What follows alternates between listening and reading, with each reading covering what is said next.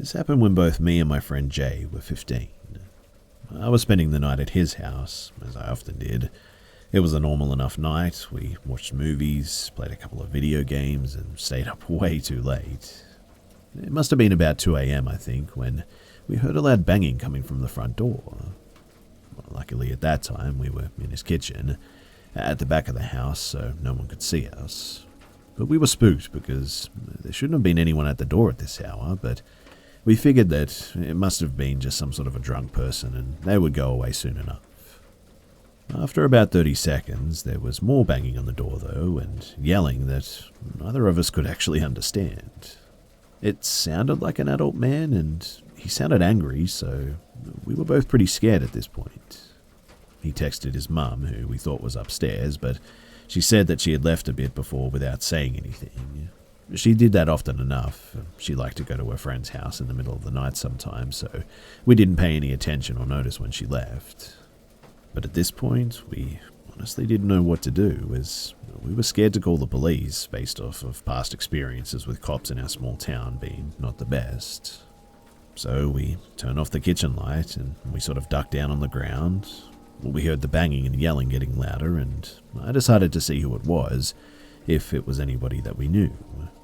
I sort of army crawled through the dining room, which was also dark, and peeked through the door to the living room, which is where the front door was. There's also a huge window by the door that you can see right into the dining room through, so I was pretty careful not to be seen. I couldn't really see any details of the man, but he looked to be about 6 feet tall and definitely had grey hair. I crawled back to Jay and we quietly decided what to do next. We heard the knowing stop, so we decided to wait a bit before seeing if it was safe. We also decided to go under the table in the dining room in case he tried to come around the back or something, which is where the kitchen was. After around 10 minutes of silence, we rock, paper, scissored for who had to check if he was there, and of course I lost. So I again army crawled to the dining room door, and I saw the man staring through the window, hands cupped against the glass, and this time I made eye contact with him the moment that he saw me, and I loudly said, "Oh crap," causing my friend to panic and crawl behind me. I saw him pull out his phone, and he told me later that he was texting his mum to come home and save us. The man started yelling again, and this time we could make out a bit more of what he was actually saying. It was mostly cussing, although I definitely heard the phrase, "I'm going to kill you," in there a couple of times at least. I quickly looked past the man to see if any of the neighbours seemed to notice him, but no such luck. I crawled back out of his sight and again discussed what to do with my friend. We decided at this point to go into the basement for safety, which you could get to by moving the fridge. A really confusing house, I know, but it was really old and not meant for modern-sized appliances. But we pull out the fridge and we get into the basement, feeling mostly safe but still pretty terrified. It was at this point too that I actually start having a panic attack, although I'm trying to hold it together as best as I can for Jay, who is also on the verge of a panic attack. When we hear a gunshot and shattering glass from above us. I cover my mouth so I don't scream. Jay and I looked at each other terrified, and we hear loud footsteps and yelling above us, the man asking where we went. We hear him going upstairs and running around up there a bit. He eventually comes back down and starts turning over furniture, I'm assuming to find us. After what felt like hours, but must have been only minutes, Jay's mum pulls into the driveway, which thankfully scares this guy as he runs out the back door in the kitchen. Jay and I get out of the basement and we run to greet his mum, never happy yet to see her. She was obviously quite shocked by the state of the house, and she hugged us, happy that we were safe and scared by just how close we were to being hurt. We were all pretty scared after that, and we didn't sleep much that night. But after that night, they had much better security installed, and we went over the safety protocol if anything ever happened again. And, luckily for us, it hasn't happened again yet, although when I do go over his house from time to time, I'm still pretty scared by it all. In the end too, we never really called the police too, because we knew that there wasn't much that they could have done anyway, just pretty much cleaned up and moved on, which tends to be what they do all the time anyway.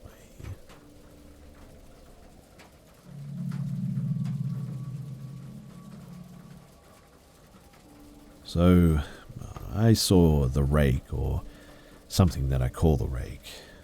I can't tell you exactly what it is, but I know what I saw. I was driving home late at night in the Rocky Mountains in Colorado. I was actually driving on a back road with my buddy, taking him home near my house. And it must have been around 12 a.m. when, out of nowhere, this thing just appeared in the headlights in the middle of the road. It was crouching over some sort of roadkill. It was humanoid. It was pale. It looked like it had no ears, but it honestly looked like a Wendigo from Until Dawn.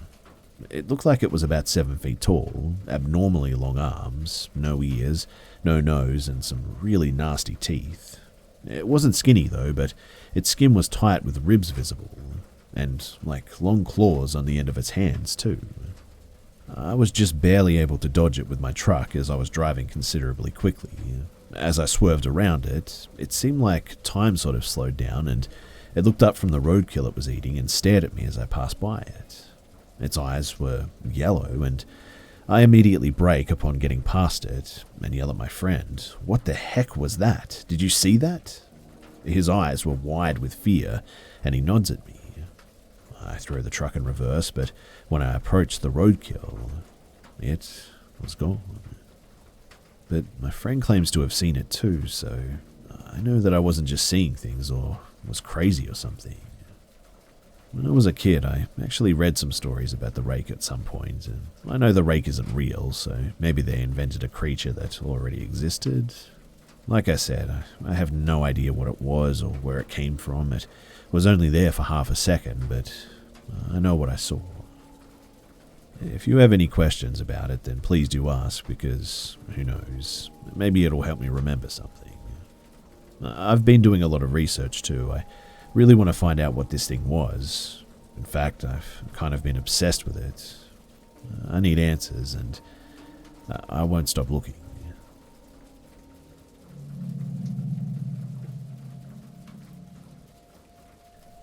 So today I was doing my regular shopping with my children, my 3-year-old and my 6-month-old. While shopping, my 3-year-old got a little wooden doll. It's a kind of old school style wooden block person. I haven't been able to get a photo as she won't put it down, but she started calling it Daniel. But that was no big deal to me, and we ordered Uber Eats for dinner that night, and then as I looked at the status it says, "Your driver's name is Daniel." I sort of just brushed that off as a coincidence. I put a YouTube video on while I ate, and it was just a short story. The first sentence, though, of the story was, "I don't want to go to Daniel's house." And that was when things started feeling a little bit weird. She wanted to put this doll in the bathroom sink while she showered, and I told her no and to put it in her room. I showered her, and then she got dressed and instantly grabbed this doll again. I put her to bed, not noticing at all that she still had it. And a couple of minutes later, she starts yelling. I went in to ask her what was wrong and noticed that she was still holding this doll. I asked her who she was talking to, and she said Daniel. I asked her what they were talking about, and she said that Daniel was scared. I asked her why he was scared, and she said because his family went into the water. Now, she has never done anything like this before, and I feel like I'm being watched too all the time since moving into this house just over a year ago. I've had it in the past, so I've never really thought much about it until now. But the last few nights, I've felt like I'm going to see someone on my back deck when I go out to make my 6-month-old a bottle during the night. Obviously, there's nobody there, but a few nights ago, I could have swore that I saw someone duck down inside my 3-year-old's playhouse out in the yard. There wasn't anybody there, as the window I had saw it through was that low that I could see her head even when she's sitting inside of it, so I could confirm that there was actually nobody there, but I could have sworn that I saw someone. I have no idea what's going on, but any advice would help. It could all be coincidence, I know, but I could use a second opinion. Also, I should probably mention that we just got home from swimming lessons not too long ago, and usually she refuses to do anything without the teacher holding her, but today she just dove straight off the edge and swam on her own. Even the teacher was surprised with her sudden confidence, and again, this could just be nothing, but I thought that it would be worth mentioning it since she said that his family went into the water. And also, for about 10 minutes this afternoon, she was just running around the backyard screaming Daniel, as if he was a lost animal or something. I have no idea why she's doing it, as she had the doll in her hand the whole time, but man, whatever's going on, I just don't get it.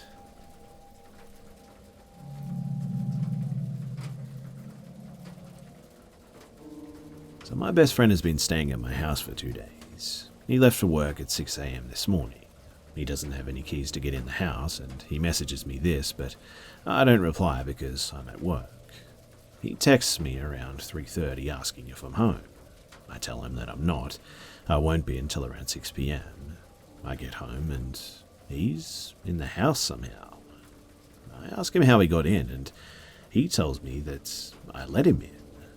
But obviously the door was locked and he has no keys, so there's no way that he got in any other way. He told me that he came to the house and tried the door before texting, and it was locked. He then leaves and comes back, and when he approaches the door, he said that it sounded like someone was coming down the stairs, so he knocked again, and seconds later, I opened the door for him, say what's up, and run up the stairs. So he stays downstairs, and then 2 hours later, I came back home with my brother from work. Nothing is missing, and nobody was in the house, and if somebody was and they left, they'd have to go downstairs. But my friend was down there, and they said that they didn't see anything. But what's really weird to me, though, is that I jog up the stairs when I go up. I also always shake his hand when I greet him, but he said that I just ran upstairs. The only thing that I've had happen here that was odd was I was downstairs in the mirror, and I thought that I saw something run past me. In the moment, and sometime later, it still didn't even seem odd to me. I thought that I was just hallucinating or seeing something, but now it just creeps me out. I'm not really much of a believer in the paranormal, but I can't disprove it either. I don't think that he would lie, but even if he was, he still had to get in the house somehow. Also, I've been talking to him more to get details about the story, and this is what I got. I have both nostrils pierced, but 2 days ago it fell out at my girlfriend's house, so I only have my ring.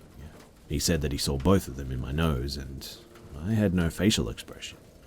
He also can't really recall what I was wearing because he says that it was a bit of a blur. And after basically interrogating him for like 2 hours, he stuck to the story, but he did add new details every time that he told me. So I'm leaning maybe to that he broke in and didn't want to tell me, but he's saying that he wouldn't lie about this. I'm really not trying to buy the whole ghost story because it just sounds ridiculous. I still didn't find any way that he could have gotten in the house too, because I checked everything and found nothing opened or out of place. It's really frustrating though, because now I'm uncomfortable leaving and coming home knowing that something let him in the house, or that he broke in, and both are equally disturbing.